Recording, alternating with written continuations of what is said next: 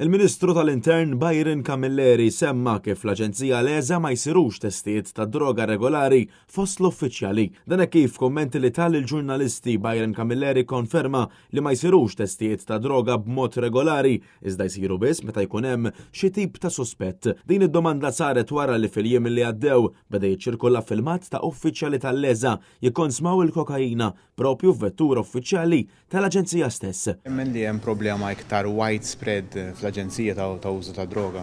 Kull min kien hemm suspett fil-konfront tiegħu dejjem ittieħdet azzjoni. Ġifier ma ħsibx il-fatt li hemm ftit persuni li jagħmlu hekk ma jfissirx li ħaddiema kollha ħsieb. Issa f'korp id-disciplinari, pereżempju l-Pulizija, ikollhom id-drug testing. Nifhem li l-les mhux korp ta' pulizija m'għandhom ċertu saħħa li jagħtu tickets, eċetera, eċetera. Taħseb li għandu jkun hemm drug testing fil-lesa? Ara, l-Aġenzija Leza għandha wkoll tirbaħ it-trust tan-nies għaliex taqdir huwa li huwa pubbliku.